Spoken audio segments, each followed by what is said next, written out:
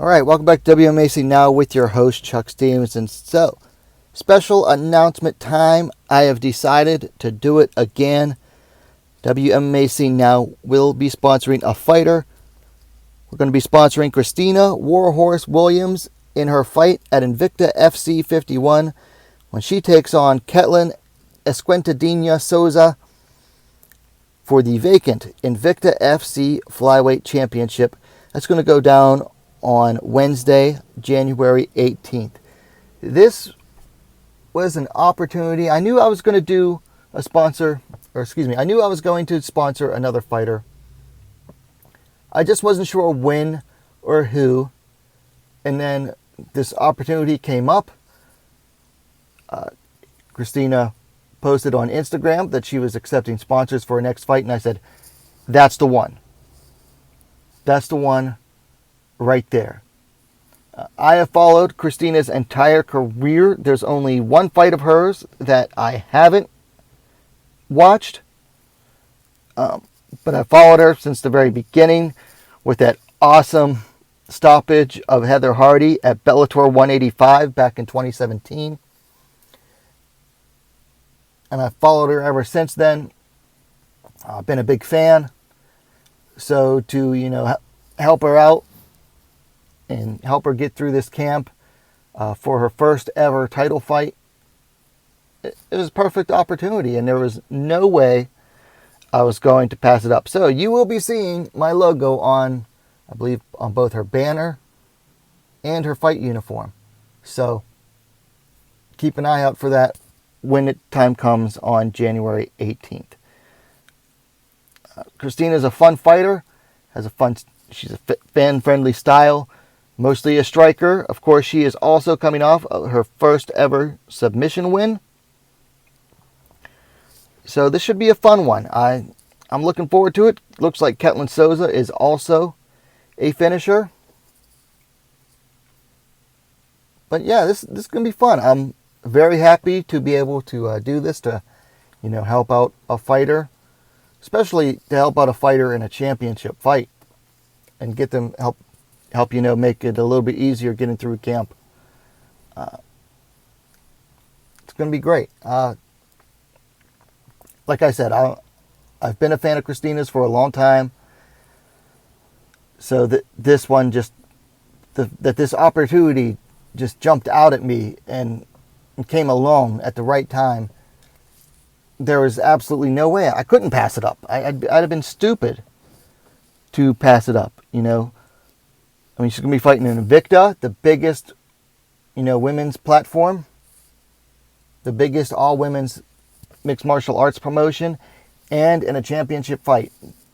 To get my logo out there on a fighter, and to have someone fighting for a title, in a way represent me, and for it to be someone like Kristina, it was an opportunity I couldn't pass up, and I'm glad to help a fighter in this way. So keep an eye out for it. Kristina Warhorse Williams. Let's talk about Kristina for a second. Okay, she's 6-3, so 6 wins, 3 losses. Only 2 wins by finish, but you go watch those fights. Brutal stoppage of Heather Hardy, and then her most recent fight got her first submission. And she's a Bellator veteran, so she has, that big show experience. She's 33 years old, stands 5 feet 8 inches, 173 centimeters, so very good size for a flyweight. 67.5 inch, 171 centimeter reach. Lives and trains out of Oklahoma. If you're not familiar with Kristina Warhorse Williams, definitely do yourself a favor and acquaint yourself with her career. You can still go watch her fights with Bellator over at Bellator.com. Her fights with Invicta, I believe, are all on YouTube. This will be her 3rd fight for them. Her 3rd fight with them.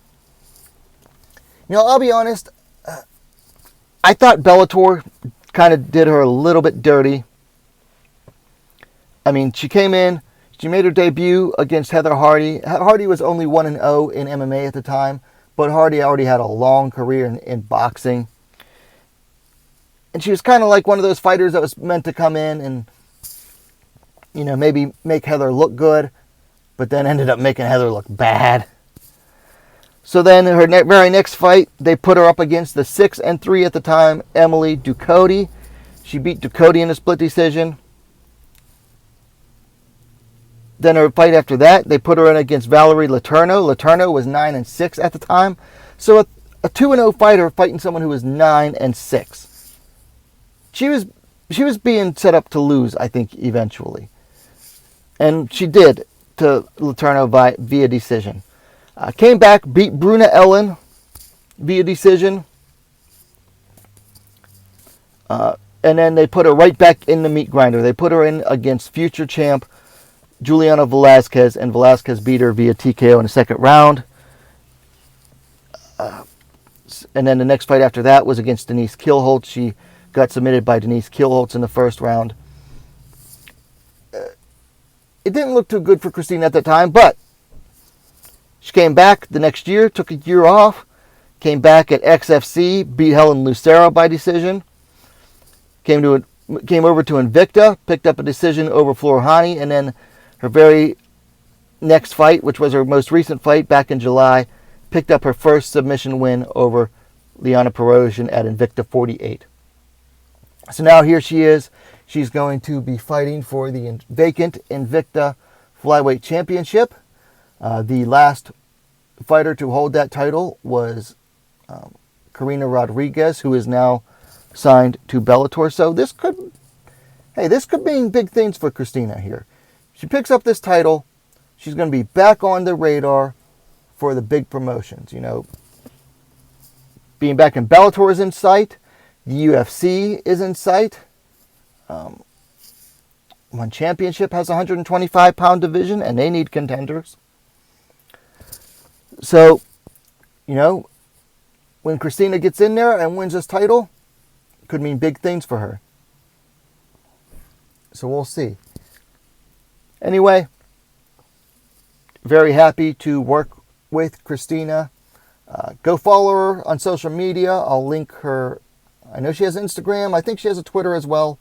I'll link those both down below. Go give her a follow. And we'll all be tuning in on January 18th for Invicta FC 51, when she takes on and beats Ketlin Esquentadilla Souza, who is 12-3. Wow.